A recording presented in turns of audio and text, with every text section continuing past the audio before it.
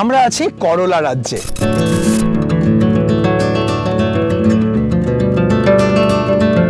হ্যাঁ, দেখে মনে হচ্ছে না যে দেখুন কি পরিমাণ করলা ঝুলে রয়েছে।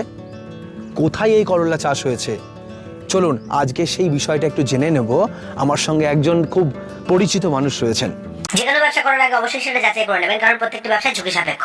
স্যার, আপনার পরিচয়টা যদি একটু দেন। নমস্কার, শুভঙ্কর ঘোষ, মাহিকোর প্রোডাক্ট পোর্টফোলিও লিড, ভেজিটেবল ডিভিশনের। আর সুশোভন, থ্যাংক ইউ এসছো তোমরা এখানে। আমি একটু পরিচয় দিই কোন জায়গায় এসেছি।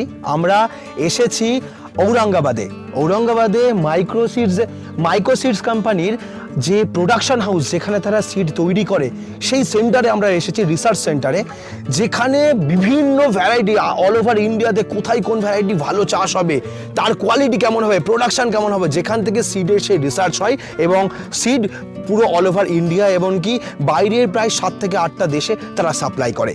সেই কোম্পানি ইন্ডিয়ার 10টা বড় কোম্পানির মধ্যে এটা একটি কোম্পানি।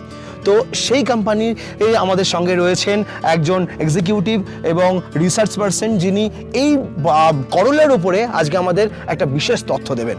ওয়েস্ট বেঙ্গলে বহু ফার্মাররাই করলা চাষ করে এবং একটা প্রফিটেবল ফার্মিং এর মধ্যে করলা পড়ে। 100 বার। আপনি একটু করলার ব্যাপারে আমাদেরকে একটু বিস্তারিত তথ্য দিন। বেশ সুশোভন, প্রথম কথা হচ্ছে করলা বাঙালির, মানে আমাদের বাঙালির যে ব্যঞ্জন হয়, হ্যাঁ তেতো দিয়ে শুরু করি। ঠিক, তেতো দিয়ে শুরু করি তো আমরা একদম। এবার শুক্তোতে করলা লাগে, হ্যাঁ আমাদের এমনি উচ্ছে ভাজা খাই। ঠিক। তো সেই করলা বাদ দিয়ে তার প্লাস হেলথ বেনিফিট তো আমরা সবাই জানি। তো এবার করলা চাষও বাড়ছে এবং চাহিদা বাড়ছে। একদম তাই। তো দেখুন, চাহিদা থাকলেও চাষি তখনই চাষ করবে যদি এর চাষির ফায়দা হয়, চাষি লাভবান হয়। তো চাষি এটা কেন লাগাবে? হ্যাঁ, প্রথম কথা হচ্ছে চাষি তখনই লাগাবে তার পর্যাপ্ত ফলন যখন সে পাবে। ঠিক। তো কম ফলনে তো লাগানো লাভ নেই। তো এই যে তুমি যাত্রা দেখছো সামনে সুশোভন, তুমি ফলন দেখতে পাচ্ছ।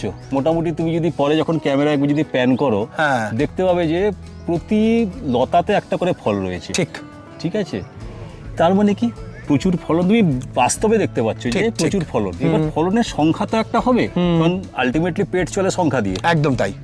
তো এটাতে প্রোডাকশন কেমন? প্রোডাকশন এটা তোমার একরে 20 থেকে 22 টন আমাদের অফিসিয়াল রেকর্ড আছে। আচ্ছা, 20 থেকে 22 টন একর, মানে মোটামুটি 3 বিঘা দিয়ে 3 দিয়ে ভাগ করে যদি 7 থেকে 8 টনের, মানে পার বিঘাতে 7 থেকে 8 টন প্রোডাকশন হবে। ওকে, এটা কতদিনের টাইমিং এ 7 থেকে 8 টন প্রোডাকশনটা আসবে? দেখো, মোটামুটি করলাকে আমরা বলি short season, medium to short season crop.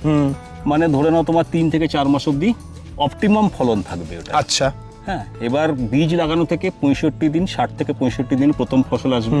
তারপর থেকে সে মোটামুটি 2 থেকে 3 দিন অন্তর অন্তর চাষি নিজের হিসেব মতন, কারণ কি হয় বাজারের বা চাষি যে ফলটা ভাঙে সেটা বাজারের চাহিদা অনুসারে, যদি রেট ভালো থাকে তারা বে করে। ঠিক। তো এবার এই যে কালারটা তোমরা দেখছো, হ্যাঁ কয়েকটা পয়েন্ট আছে কেন। একটা হচ্ছে ফলন বললাম, সেকেন্ডে যে তোমার যে আকারটা দেখতে পাচ্ছ, এই আকারটা কিন্তু আমরা কিন্তু বাজারে গিয়ে যখন আমরা একটা আকার একটু দেখাই, দেখাও। ঠিক, ক্যামেরা যদি এখানে দেখুন, এবং কালারটা তুমি একটু বলো, কারণ ঠিক একদম গ্রিন কালার রয়েছে, কালার ডিসকালার নেই, এবং গায়ের যে কাঁটাগুলো একদম খুব সুন্দর। হাতে চাপো একবার। হ্যাঁ, টাইট মনে হচ্ছে না, লাগছে না, কিন্তু জিনিসটা বেশ টাইট মনে হচ্ছে। টাইট মানে হচ্ছে কি তোমার এই যে টাইটনেসটা, এটা বাজারে যাওয়ার পরেও থেকে যাবে। এবার তুমি একটা জিনিস, মানে ট্রান্সপোর্টেশনে বেশি দিন থাকবে। এবং এই যে কাঁটাটা, এই যে কাঁটাগুলো তুমি দেখছো না, হ্যাঁ, শার্প কাঁটা নয় কিন্তু। ঠিক, কাঁটা আছে কিন্তু ব্লান্ট কাঁটা। তার মানে হচ্ছে কি হাতে লাগবে না, ফুটবে না। সেটার থেকে বড় কথা কি আমাদের হাতে লাগুক, কিন্তু চাষি যখন বস্তায় ভরে জিনিসটা নিয়ে যায় মার্কেটে, হ্যাঁ, এবার যদি দুটো খুব শার্প এজ হয়, এই গায়ে খোঁচা লেগে নষ্ট হবে, বস্তা থেকে জিনিসটা বেরোবে, এটা ভেঙে যাবে, তখন তুমি গিয়ে যখন কিনতে যাবে, তুমি কিনবে না ওটাকে, ভাঙা তো এটা ড্যামেজ হয়ে গেছে। একদম এই যে রয়েছে এটা তোমার ভাঙবে না, ইনট্যাক্ট এই অবস্থাতেই তোমার মার্কেটে বিক্রি হবে। বাহ! আর এটা সেলফ লাইফ কতদিন, মানে কত ভাঙার পরে কতদিন পর্যন্ত খোলা বাজারে বিক্রি করা যাবে? 3-4 দিন তো আমরা দেখেইছি। আমরা 7 দিন আমাদের, মানে আমার টেবিলে পড়ে থাকতো 7 দিন আমি দেখেছি, বাট আমি সেটা ছেড়ে দাও। বাজারের 3-4 দিন পর্যাপ্ত, একটা করলা বাজারের জন্য 3 থেকে 4 দিন যদি থাকে পর্যাপ্ত। দেখুন, এতক্ষণ আলোচনা করছি, বহু ফার্মারের মনে হবে এর নামটা কি, আমরা নামে পরে আসবো, কিন্তু মাটির ক্যারেক্টার, কোন ধরনের মাটিতে এটা ভালো হবে যদি আমাদের একটুখানি বলেন। পশ্চিমবঙ্গে আমাদের যে 2-3 রকমের যে জমি রয়েছে, হ্যাঁ, যে কোনো জমিতে হতে পারে, মানে এঁটেল মাটি, বেলে মাটি, দোআঁশ মাটি, কাঁকর মাটি সব কোনো রকমই অসুবিধা সম্ভব। নেই, কোনো অসুবিধা নেই। প্রোডাকশন সব মাটিতে সেম আসবে? দেখো তো যত তোমার উর্বর জমি, হ্যাঁ। আমি তো তোমাকে অ্যাভারেজ বললাম, গড় পড়তা বললাম। এবার যে জমিতে তোমার ফসল যার বেশি, ফার্টিলিটি বেশি, তার তো তোমার বেশি ফসল মানে আপ টু কত পর্যন্ত আপনার ধারণা আছে প্রোডাকশন আসতে পারে? দেখো ভাই, আমরা সবসময় আমরা ফ্যাক্টে থাকেন? ফ্যাক্টে থাকবো, আমরা যেটা হাইপোথেটিক্যাল সেটা বলবো না। ওকে, যেটা আমাদের কাছে অবজার্ভ ডেটা, মাইকোতে একটা আবার আমরা যেটা ডেটা আমাদের কাছে হাতে থাকে আমরা সেই বেসিসে বলি। এবার 19-20 জমিতে, যে জমি তোমার বেশি, ফসল ক্ষমতা বেশি, সে হয়তো বেশি নেবে। আচ্ছা একটা প্রশ্ন আসে, সেটা হচ্ছে রোগ পোকার উপদ্রব সহ্য করার মতো তার ক্যাপাসিটি এটাতে কি রকম আছে? দেখো রোগ পোকার আপাতত আমরা যে দেখতে পাচ্ছি, হ্যাঁ। আমরা টলারেন্স ক্লেম করছি না কিছু এখন। আচ্ছা, চাষিকে তার নর্মাল যে প্র্যাকটিস মানে প্রোটেকশন শিডিউল যেটা হয় সেটা ফলো করুক। অন্য জাতের থেকে কম আমরা দেখেছি, কম রয়েছে রোগ পোকার আচ্ছা। উপদ্রব, কিন্তু সেটা আমি বলতে পারবো না এখনই যে আমার ভ্যারাইটিতে রয়েছে। ওকে, কারণ মানে চাষি যেভাবে চাষ করে সেই প্রসেসেই করবে। করুক। ওকে, এবং বীজ লাগানো থেকে শুরু করে তার প্রোডাকশন যেভাবে নেই সেম ওয়েতেই একইভাবে করবে। নি।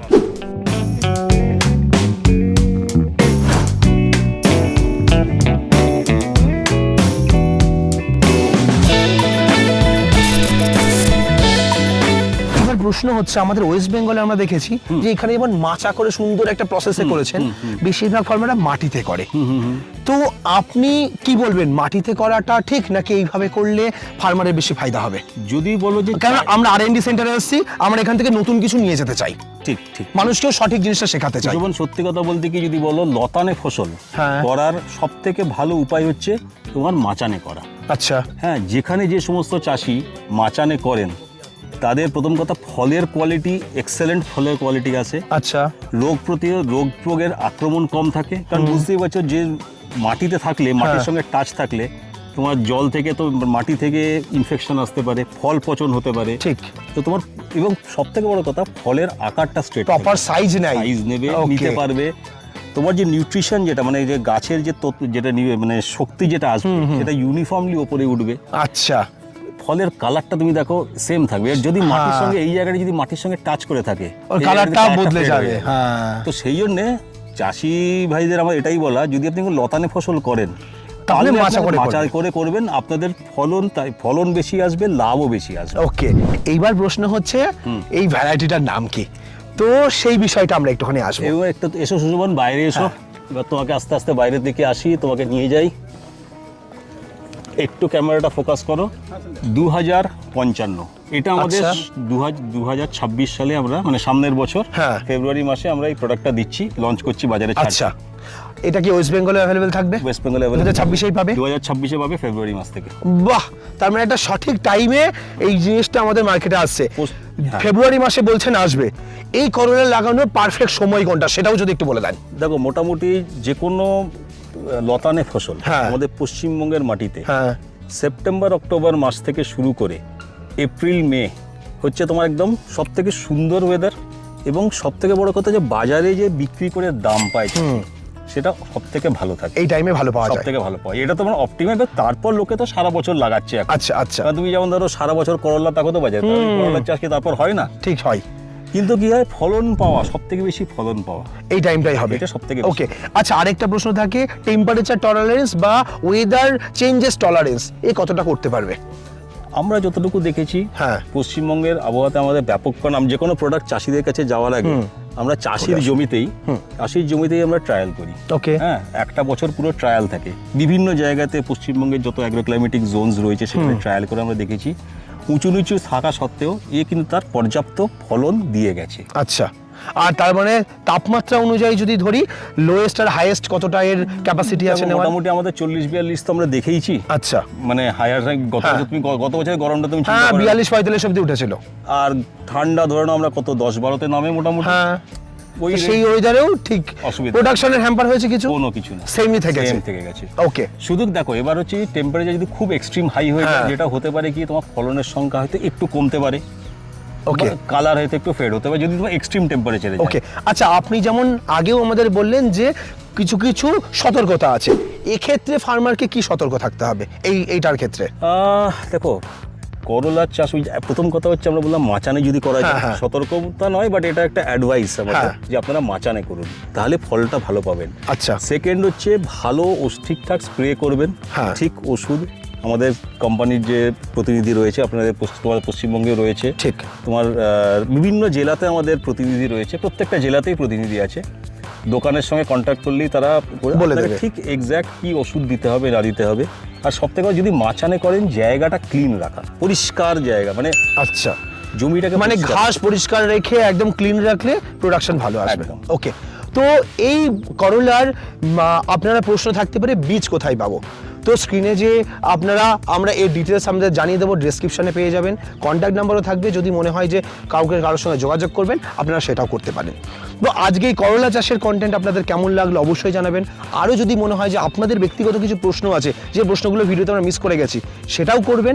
পরবর্তীতে আমরা এটার উপরে আরও ডিটেল তথ্য নেবো, আমাদের ওয়েস্ট বেঙ্গলে কোনো ফার্মারের ল্যান্ড ভিজিট করে সেখানকার ভিডিও করার চেষ্টা করব। আজ আমরা রিসার্চ সেন্টারে এসেছি, এখানে বিভিন্ন নতুন নতুন ভ্যারাইটি নিয়ে কাজ হচ্ছে এবং সেই ভ্যারাইটিগুলোর কেমন প্রোডাকশন, নতুন আপকামিং কী কী ভ্যারাইটি আসবে, সেই সমস্ত তথ্যগুলো আমরা পরবর্তী ভিডিওগুলোতে দেখাতে থাকবো। আজকের ভিডিও এখানে শেষ করছি, পরবর্তী ভিডিওতে নতুন কোনো টপিক নিয়ে ফিরে আসবো। ততক্ষণ ভালো থাকবেন, সুস্থ থাকবেন, বাই।